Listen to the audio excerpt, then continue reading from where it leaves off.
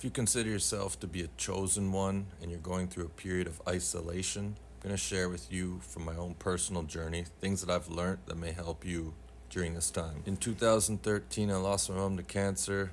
That's when my hermit mode and isolation period began.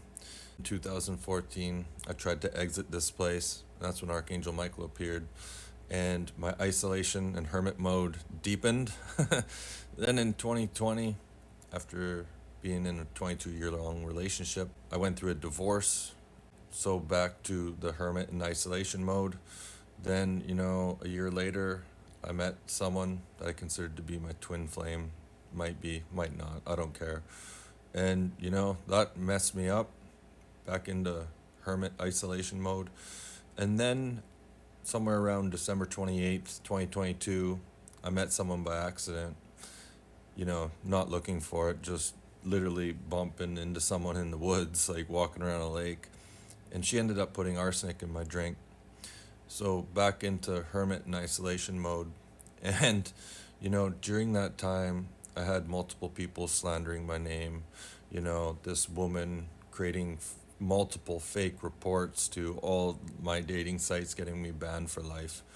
And, just smear campaign, fraud with, my information. And the whole time I'm like in isolation mode, basically, processing all of this by myself. And one of the things that I experienced was that when you're in isolation mode, you can go through this phase of feeling alone, feeling like you're the only one on a planet. You go to a concert and you have people shoulder to shoulder, and you still feel like you're the only person in the room. You just feel alone, and that's a phase that I feel happens early on, and you really got to get a hold of that, because if you don't, some people break during that phase. So what you need to understand is that this is a time for, my isolation period, going through everything I was going through, humiliation rituals, all that stuff. What it did is it made me realize that the only person that I need to be happy with is me and God. I learned to love myself, and I strengthened my connection to God. So use this time to do those two things. And then, I've gotten to a point, and I think you'll get to a point after you go through this feeling of loneliness, to where you actually, somewhat prefer it.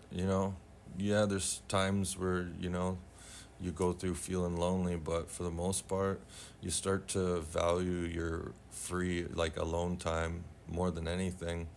So just use the time wisely and know that it's like a cycle, it's a wave, it'll come and go.